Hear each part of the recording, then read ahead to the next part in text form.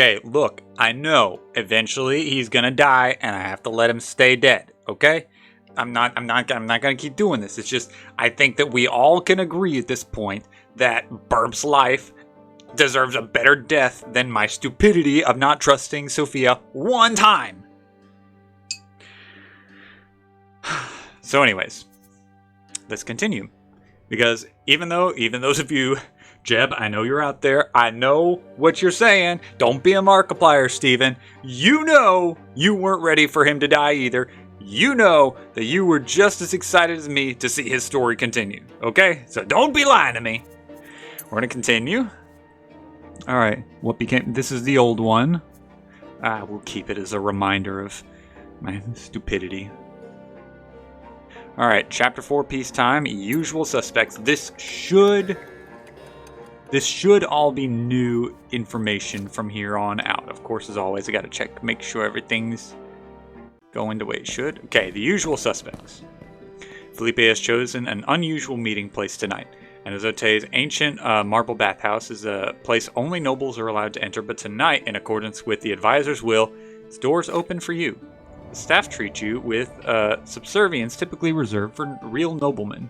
You're shown a magnificent hall, with ceilings supported by century-old columns left alone. The reflections of hundreds of candle flames dance across the walls, and in the water marble pool, you notice a bowl of candied fruit and a bottle of wine. There are no other patrons. This is most likely the only time you will ever see the inside of the bathhouse. Felipe rarely uses the same meeting place twice. Why are we at the bathhouse? I'm suddenly very worried. Clench your booty cheeks, Burp. After a while, you muster enough courage to enter the water. It is very warm. You lie on your back and float. Your body relaxes and a pleasant feeling of drowsiness creeps over you. I'm still very uncomfortable by this. Oh, yeah. Okay, before he does anything. So, we're here and Spy Network is not doing great. Okay, so we just have to survive and the city's free. That's the ending that I really want. Okay. You are startled by echoing footsteps and the percussive thudding of a cane. Felipe is approaching. Several burly men led by Oliver Moss. This is why you do warm-ups before starting. Follow behind him. You get out of the water and reach for your clothes, but Moss steps on your garments, preventing you from covering yourself. A-hole. Hello there, Brante. Felipe's men surround... This is not good. Oh, crap. Is he going to kill me again? Visor taps the floor with his cane. The sound echoes off the marble walls. Droplets of water from your wet hair run down your back, causing you to shiver. Oh, frick. Am I dead again already? Are you really naive enough to think that you could conceal your betrayal from me, Brante? I'm the advisor of the Secret Chancery. But I'll give you one last chance to save yourself. Confess your betrayal, and maybe, just maybe, I won't drown you in this pool like a runt.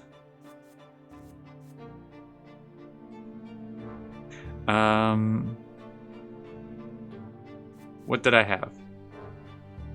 Okay, well, you know who I'm gonna betray. I'm gonna betray Elverman.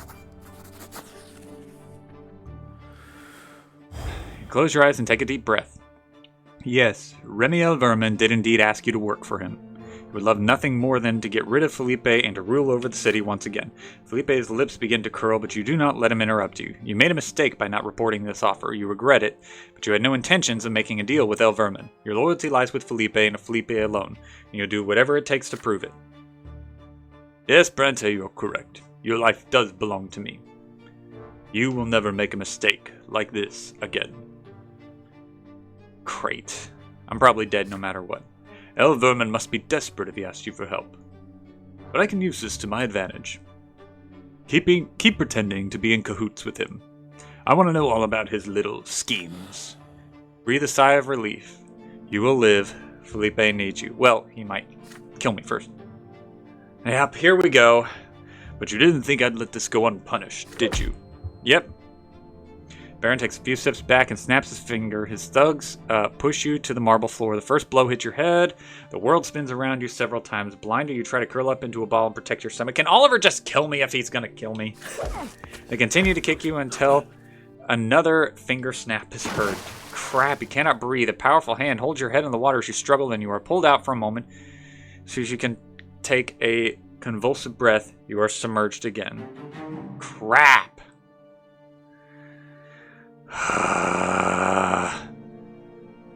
Dark spots dance before your eyes. Your mouth is filled with blood. Footsteps fade away in the distance. You lie naked on the white marble. Cool. Turn the two evil punks on each other. I'm fine with that. Daggum, this is not good though.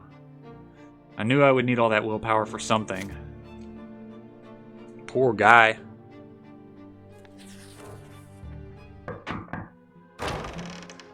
Sophia's already gone again, right? It is late. You are preparing to go home when a priest with a long staff walks into the print shop. You recognize him immediately. He is the abbot at the Temple of the Silver Tree, the face of the new faith in Anazote, Father Leonard. I must apologize for visiting you at such a late hour. Still, I am glad you are here, Burp. I am Father Leonard. You may have been to a sermon of mine, but I do not believe we have ever spoken in person. I have come to you regarding a rather delicate matter. But I have been made aware that your print shop often deals in such matters as these. I believe that you know that Cassius Magra's current patriarch has not recognized the new faith. Our numbers are great, but the patriarch thinks we are just another heretical sect. My teacher, Patriarch Photis, was betrayed and murdered before he could have his doctrine recognized. The light of the new faith struck fear into the hearts of his enemies. But I'm determined to make sure Photis' teachings get the same recognition and respect in Magra as the teachings of Isatias. 1 month from today is an important day of the new faith, the anniversary of Patriarch Photis' murder. I wish to gather my flock and place in the place of his true death to address Patriarch Cassius and demand recognition for our faith. If several thousand new believers gather in the city, Patriarch will have no choice but to heed our call. But in order to bring all these people to Anazote, I need your help, Brante. I know you can not only print my appeal, but also distribute it throughout the province.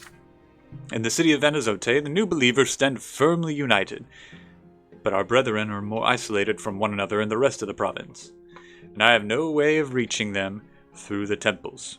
The Inquisition and the priests of the old faith will never let my summons spread throughout Magra, but you can achieve what I cannot. I have written my appeal down for you. Please print it and see that my summons spreads to every corner of Magra. I want every Magra new believer to realize that now is the time to stand up for doctrine. I will summon them to the Silver Tree on the day of Photis' death. Patriarch Photis claimed the truth was revealed itself to Isatias as not the only way to serve the twins. The doctrine of the new faith frees its followers from the strict shackles of the lots and teaches them to seek their own path to the peak of the shining pillar. Commoners free from lots, refusing to do nothing but work and suffer. Lowly peasants claiming the right to rule and wage war. New believers ready to make arms and make fight. If they receive Father Leonard's summons, they will likely flock to the streets of Anazote. Glance over the handwritten page Abbot has given you. Alright, here's what it says. I'm just going to read it in normal voice. Brothers and sisters, you have received word from Patriarch Photis as your own new faith. You have been summoned. Come to the place where our teacher's life was tragically cut short in the day of his demise. We will meet there in the shade of the silver tree to honor the memory of Patriarch Photis and complete his life's work. We will make ourselves heard by the Patriarch Cassius.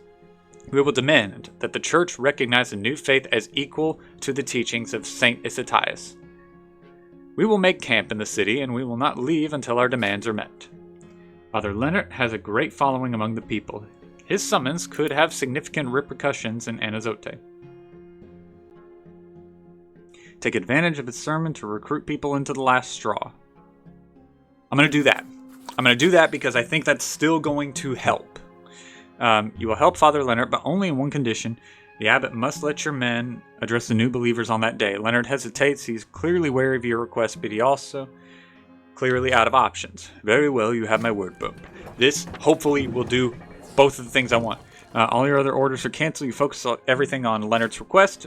Once the leaflets are done, they are spread throughout the entire province by people you trust. New believers soon begin to leave the small Magron towns and villages to head to Anazote. The city authorities take note of one Patriarch Focus Memorial. The thousands of new believers are already inside. Alright, so Prefecture, Inquisition, Legion, none of them are ready to contend with the masses of the new believers united by a common purpose. This is why you don't screw over your people. This is why you don't screw over your people. And I don't know why people don't get this. People will be led by the nose. I think of it like a hook through the nose, okay? People will only be led by a hook through the nose for so long until they get tired and they say, you know what? I don't think I have to have this hook in my nose anymore. I think that I'm just going to let them rip the hook out of my nose, and then I'm going to live however I want. That's what happens. You can't force your people to do this for too long. Churches, same thing. You can't lead your people by the nose for too long. You have to give them reason for your beliefs. And that's the approach I take in the youth group. That's the approach that we should take in our congregations. You need to convince people, not drag them around. On the day of Patriarch Fotis' death, Father Leonard prepares to address his flock with a sermon at the Silver Tree. I also really need to be a good fighter, because if we're coming up to the revolt pretty soon, I need to be an okay fighter. Can we please? What's the trait I have to improve? I have to improve my valor. I would like to improve my valor just a little bit. I don't need theology. I don't need diplomacy at this point. I can lose some scheming. I really need to improve my valor, please. Before he does this, however, he keeps his promise and lets your man, Fuad, have the first word. For several days, you've been preparing a speech for Fuad. Every word has been honed. Not one is to be wasted. You pull your hood and join the crowd. Listen to the abbot's call, and now the elderly preacher comes out of the steps of the temple, Fuad, and addresses the immense crowd with all the might that he can muster. The new faith has given them chance to choose their own lots, you say, despite the resistance of the old faith in the entire world. Those who wish to follow their own path will have to oppose the old ways. It cannot be helped. Nathan, hey, give me that. That's good, Nathan. You can have the rest. But they need not to fear, because they will not be alone. Mom mutters, but it's clear that many of them are weighing Fuad's words. Someone shouts a question. They choose this path, where should they go? And Fuad responds, last straw will come with them, or will welcome them with open arms. You hear harsh sounds behind your back. The Gurgles use clubs to make their way through the crowd to step through the temple. You give Fuad the signal, time to run. The old preacher quickly disappears in the back streets of the temple district. I'm hoping this improves my spy network enough, but still doesn't diminish the riots that are going to happen. Father Leonard starts his sermon, but the new believers, excited and confused by Fuad's speech, barely listen. The struggle against the Patriarch barely interests them now. Many of them have begun dreams of a new and better goal. The abbot's plan for Patriarch Father Fotis' memorial is ruined. The flock is assembled in the city, but the throng of the new believers are not united. Some leave the city afterwards, others, however, linger in the streets. This mysterious last straw is only the thing the faithful are talking about. I remember all their faces, seeing them, then send them to Alida to make sure they share our goals. If she says they pass muster, I speak to them myself. And let me tell you, friend, there are even priests among them. Unfortunately, the fact your print shop was connected to the gathering of the new faith cannot be concealed for long. As a consequence, your family falls out of favor with the noble gentry who freaking cares. We're already nothing in their eyes. Who all respect the teachings of Issatias, but pay no attention to the accusations. The identity of the strange rebellious preacher was never discovered after all. Okay, that's good. That's what I wanted. That's what I wanted. Leonard will never reveal your identity. Of that you can be certain. His intentions may be different from yours, but you know that he wants a revolt no less than you. Your words clearly hit home with him. Whatever. Okay, that took some willpower. I'm about back to the point where I'm exhausting him again. I improved my eloquence. Still haven't improved my valor, which means I'm going to beat to a freaking pulp. I need at least enough ability to take, Ooh. What? What the?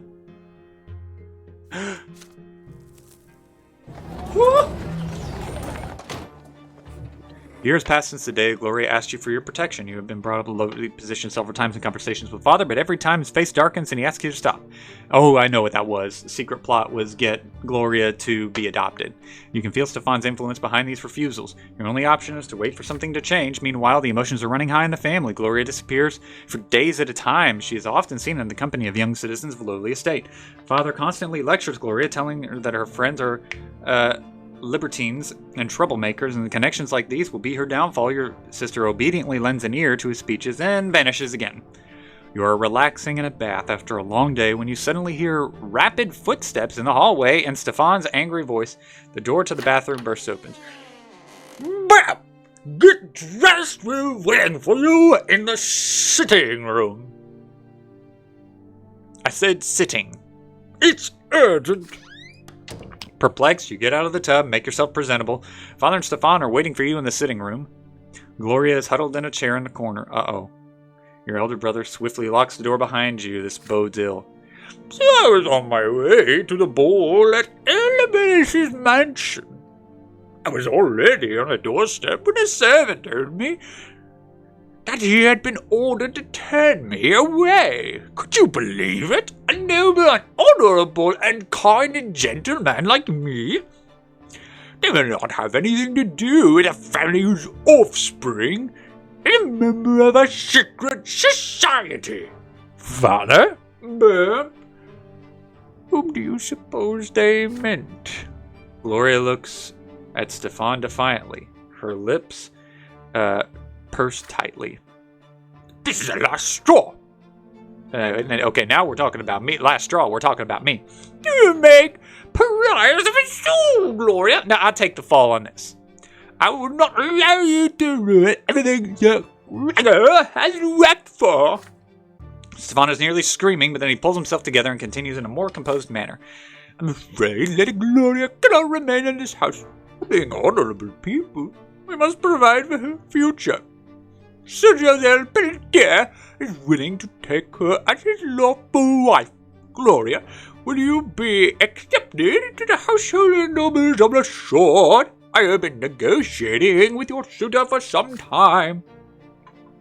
Who gave you the right to decide my fate behind my back?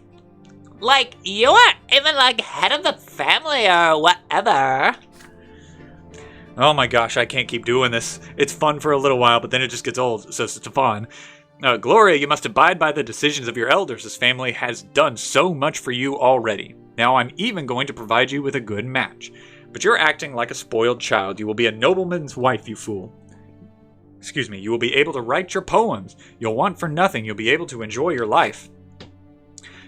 This Gloria speaking. Sir El Pelletier has been hounding me for a year now.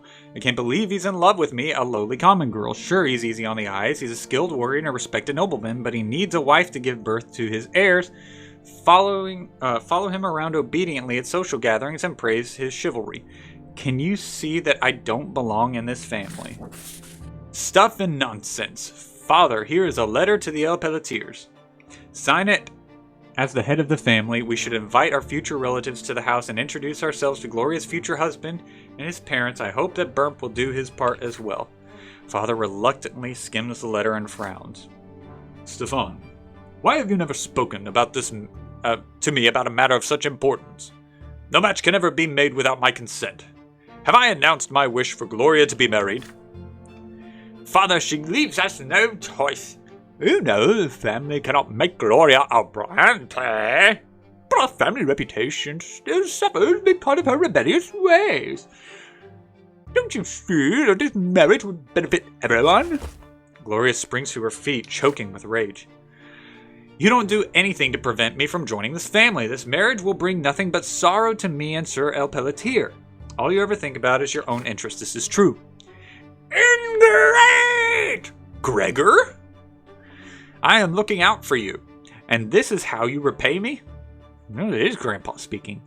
Or would you prefer to be cast out for your disgraceful antics? Father, please sign the letter and free us all from this debate once and for all. Gloria rushes towards you in desperation and clasps your hand. Brother, please, you promised you'd never let them kick me out. Ooh. Oh, man. No. No, I'm definitely putting pressure. There's no way. I'm not letting Stefan win this one. We don't have any reputation anyways. Father hesitates watching Stefan and Gloria argue, but you are certain that he will most likely take your advice. Pointedly, you turn away from Stefan and address your father. What is happening? How has Stefan assumed power in the family? What gives him the right to make decisions about Gloria's future? Rage slowly boils in your father's eyes. You zealously add fuel to the fire. Your passionate speech continues. Father made his decision when he accepted Gloria into his home with her mother. It was grandfather who tried to oust them both from his home for the crime of their low birth. Now, look, this wouldn't be a problem if it was someone that Gloria was actually interested in. Like, if it was someone that Gloria actually cared about, then that would be a completely different story. It was grandfather who tried to oust them. Oh, yeah, I already read that. The old man may be resting in his tomb, but his machinations have been taken over by his favorite grandson, Stefan. Father has surely had enough of this tyranny under his roof. He has the right to choose his own family. Father slams his fist on the table. Stefan instinctively steps back. Gloria gives the head of the house a look of full hope. You're right, Bump. Enough. I did not earn the noble lot to be ordered around. Stefan, I am the head of this household. You are not Gregor Brante, and you never will be. He takes the letter to the groom's family and tears it to the shreds. Stefan's face grows crimson. He can barely contain his rage. Just leave, dude. I really cannot keep this family in check. Indefinitely honored. I will do it myself. And Stefan strokes out and falls down the stairs, just like Sir Gregor before him. Stefan's words send you into a long, vehement speech. How dare he? Father has dedicated his entire life to this family. Only he knows what's best for it. You're right, Bum. My fear for your grandfather was too strong, but those days are over. Gloria is Lydia's daughter, the daughter of my own wife. And she is my daughter as well. Yes! Yes! This has been so long overdue! You know, shut up, Jeb. You know you wanted this. You know you wanted this. Give me a half a Markiplier. Father, what are you saying? What are you saying, Robert? Sound familiar? Come to your senses. Dishonor will ruin this entire family. We're already ruined, Stefan. Father does not dignify Stefan's words with a response. His eyes are fixed solely on Gloria. Dishonor does not frighten me. Gossip does not frighten me. I knew we were kindred spirits. Come to me, my daughter, Gloria Brante. Yes! I have been waiting and working so long for this. I have wanted this so badly. Gloria falls on her adopted father's shoulders, racked by silent tears. Yes! That is so sweet. You join the embrace. Gloria squeezes your hand in hers, your sister's eyes glimmering with joy and gratitude. The times of Gloria being pushed to the side are over. I don't have to defend her with every word and action now. Family! I love this. Oh, who cares? The door slams loudly. Stefan rushes down the steps, saddled his horse, and is gone. A long time passes before he returns. I don't care. Yay! Whoa! Whoa! What happened? That was a good thing though, right? Oh, who cares? Stefan can do whatever the heck he wants. I'm not as nice as other people. Okay, I've got 3 more years to survive.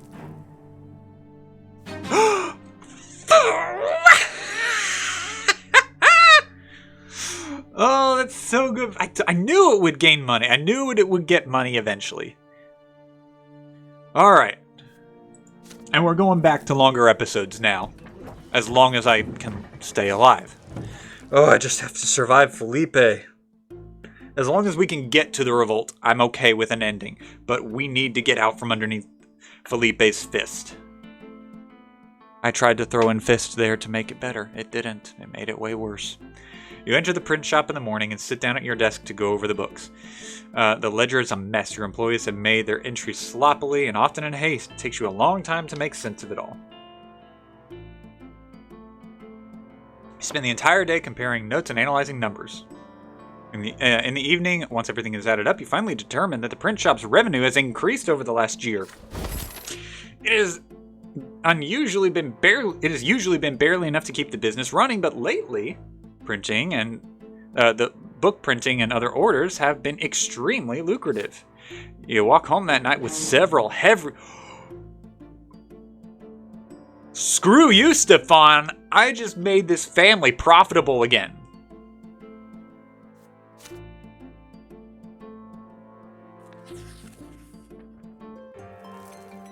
Uh-oh. Here we go. Oh! The Archduke relents! After many years of simmering, unceasing hostilities between Overseer Gaius Tempest and Archduke Melanius have finally come to an end. The Archduke has abandoned all attempts at collecting additional taxes from the people. Yes, yes, yes, yes! Oh, it's so much good! By my grace, I hereby release the common people of Magra from the Archduke's tax. All hail the dynasty of Melanius, which has protected you since time immemorial. The farmers and merchants can finally have a sigh of relief. Unexpectedly, the Archduke soon withdrew from all provincial affairs, sequestering himself in his ancestral castle of Serpenberda. The gentry who remain loyal to the Archduke are baffled. Has he accepted defeat at the hands of the Overseer? Or is this just an elaborate ruse? Either way, the Archduke is out of the picture. The senior gentry of Magra have lost some of their influence over the Overseer and his retinue of dynasties and nobles of Mantle. Feud between the two Archnean rulers has ended, but the noble estate has been split nonetheless. The common people see this as yet another reason to demand change.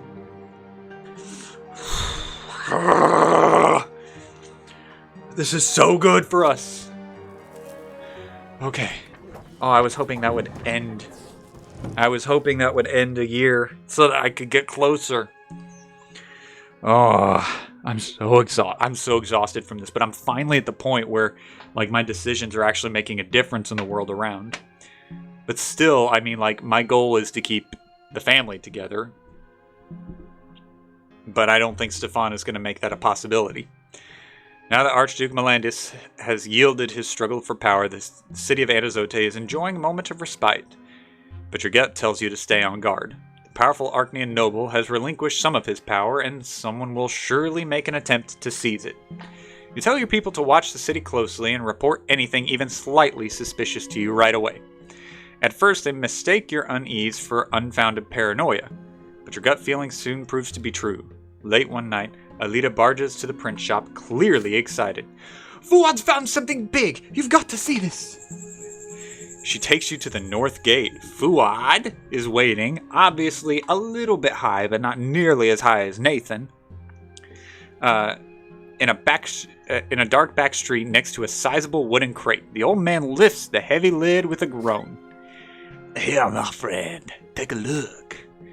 Take a step closer and freeze involuntarily. Alita manages a nervous chuckle. Fuad wipes beads of sweat from his brow. What the heck? Inside the crate are at least 24 gunpowder muskets along with bullet pouches full of lead balls.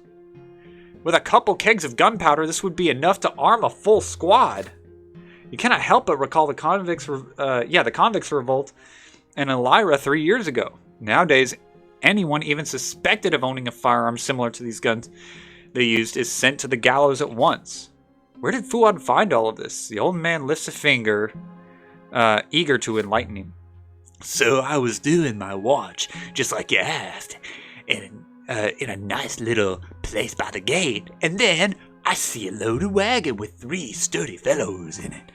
They look like a snack. I'm uncomfortable that I did that.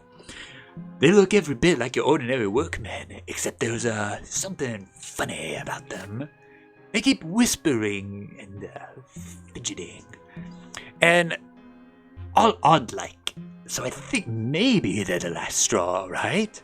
I wanted to shush them and tell them to calm down, but the twins told me I'd better wait. And then bam! They get stopped by patrol. The Gurgidurgs keep asking them questions. Before you know it, they ask to see what's in the crate. Well, that was it. The youngsters were all over the Grogogrogs before I could blink. And they did a real number on them, I tell you what. But the Gurgidurgs barely managed to cry for help before they all got knocked out. Then the guys started bickering. They ended up dumping the crate down an alley and scattering. The Grog-Rob-Brab-Brab-Brab-Brab-Brab came and stumbled after them. Everybody forgot about the crate. I thought I had to see what all the fuss was about. When I saw what was in there, I dragged the crate off to the side and called for you right away. You give the package crate a closer look and notice a trademark branded on the side. Uh-oh. This is a crate from one of Mayor Egmont's mines. They usually contain silver. So Egmont is smuggling firearms into the city now, and men who know about it are being hunted by the prefecture. They will not be able to hide for long, and once they're finally caught, it will not be long before Felipe hears about these weapons.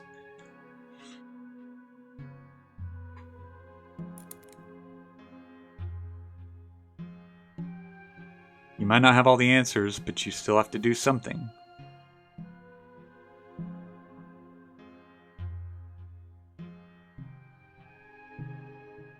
Okay. This is not going to be good. I feel like any moment Felipe could kill me again.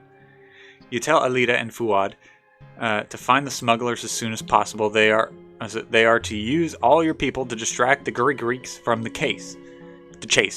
Gosh. The smugglers need to escape pursuit no matter the cost. And if we find them, what will we do with them? You're asked to take them to a safe house, by force if need be. And the guns? I'll return the guns to the rightful owner. Fuad and Alita nod knowingly and hurry away. Once you are alone, you conceal the crate from prying eyes and walk to Egmont's house. Egmont opens the door himself, still bleary-eyed, and he looks surprised. Oh, Burb, you have any idea how late it is? You walk in without waiting for an invitation. This matter is too important for politeness. You quickly inform him about the crate of guns and the smugglers on the run from the prefecture at the last straw. Sir Egmont wants to keep his secrets hidden from his worst enemies. He needs to explain himself. Seems to be some kind of misunderstanding, Burb. You repeat the question more forcefully. Now is not the time to hem and haw. If Egmont is planning an armed revolt, he needs to tell you straight. Made a big mistake by keeping you out of the loop. Yep. Fine, Brante, you're right. Your friend Sophia talked me into it. She claims the revolt will fail without good weapons, no matter how just our cause. The people need something that will enable them to stand their ground against the noble militia and the legion. Firearms are our only best option. She told me to keep it a secret and to tell no one. So you didn't know. Keep your eyes trained on Egmont, but he seems to be telling the truth. Does Felipe know? No, he would never. You tell Egmont to keep talking. Sophia made a deal with someone in Elira. I don't know who, I'm just the middleman. My men take the guns, bring them to the city, and leave them for Sophia's people to stash somewhere. I hesitated when she told me, Bump. These guns are the people's only chance at victory. We had to do it. His voice trails off. You tell him where to find the crate. His men would return shortly. And rest easy now. His secret, Sophia's secret, is safe with you. You have my thanks, Bub. I'm truly sorry we didn't trust you with this right away. I'm sure Sophia only tried to keep you out of it to keep the plan safe. If fewer people know about it, the less risk there is. Okay, good. Good. Somewhere in the city are dozens of gun stashes waiting and hiding. And when the time comes, the communist state will take up arms, and then there will be blood. See, I had to I had to keep Egmont safe, though. At least I believe I did. Infiltrate. Okay, spy network went down 1, but close out another year. Close out another year. Come on, come on, come on. Get me close. Frick! Oh no! This is where we're gonna end. We're gonna end this episode here. Deafening silence fills your home. You're standing by Mother's bedside. So are Father, Gloria, and Nathan. For an entire day, Mother has been feverish, barely conscious. Gloria never leaves her side, not for a minute. Nathan has even stopped drinking so that he can offer your sister an awkward help. Mother's health has deteriorated greatly over the past year, and the fighting in the family home has dealt a great blow to her. She has been bedridden for a month. You've been to every doctor and folk healer, but no one can help her. They all tell you the same thing. Lady Lydia's life is now in the hands of the twins. If she passes away, she will not come back. And so you wait by Mother's bed in sorrow, hoping that she will regain consciousness. There's a long silence that no one has the courage to break, and at last you hear Nathan's meek voice. Mother, it's me, Nathan. Can you hear me? Mother suddenly rises on her elbows. She looks around, her eyes unseeing, beads of sweat forming on her pale forehead. My son, where are you?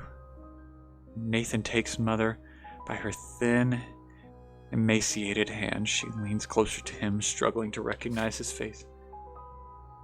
Stefan, were you playing with your younger brothers in the garden? You must be all dirty. Come here. You may not be my son, but I care for you as though you were my own. Oh, what a nice, happy family we have. A blessing from the twins. Nathan is unsure of what to say. Father strokes his wife's hair. His eyes are two orbs of searing, indescribable pain. You're a little confused, Lydia. This is Nathan, and the children are all grown up now, remember? Mother's eyes were bright and alive just now, but the next moment they grow dim again. Her head falls weakly back onto the pillow. You're right, my husband. The children grew up, but I was never able to teach them how to be at peace with each other. I let you down, Robert. You made a mistake when you took me into your home. No, you saved my daughter and me from a life of poverty, and how did I repay you? Gloria can't take it anymore. What are you saying, Mother? Don't blame yourself. You did your best. You did all you could. Father looks away, unable to hold back the deluge of tears. Mother's voice, so faint now, calls out to you. And Burp, where is he? With great care, you move closer to my mother. You answer her quietly. You're here, right by her side. Burp, I'm so happy to know you're here. I always knew the greatness awaited you ever since I saw you were a little boy. What a shame I won't be here to see it. I couldn't even save the Brante family. I will face my punishment at the final judgment. But don't worry, my dears. I am ready to stand before the twins. Lydia Brante's voice. I can't unite the family.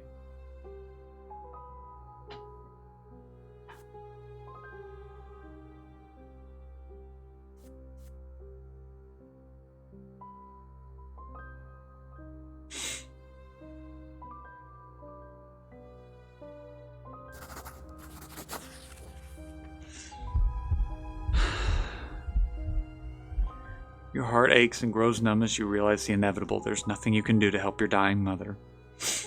There's nothing that would give her strength. Your family has grown weak from all the spite and strife that has filled your home. Even now, at Mother's deathbed, you can find the enmity, disappointment, and anger driving your family apart. Children, accept this humbly. Her voice trails off, her eyes grow dull, her cold hands release yours and fall into the bed and grow still. The last emotion on Mother's face is sadness born of exhaustion. A scream of despair rips itself out of Gloria's throat. We did this to her. We fought so much that we killed her. Me and Stefan and Burp. Nathan yells with grief and he runs away howling. Father slowly sits and takes his wife's hands in his. His tears flow no more. His eyes stare far into the distance, empty and bleak. Lydia. You mourn her together, but alone. You leave the house to roam the garden empty and numb. Mother has left this world for the peak of the pillar to face the twins' judgment. She spent all her life preparing for this journey, but now her mortal life has ended. She is no longer here. Never again will she offer a word of solace in trying times. Never again will she greet you with her quiet, humble smile. You bury your face in your hands. Lydia Brante, your mother, has left this world.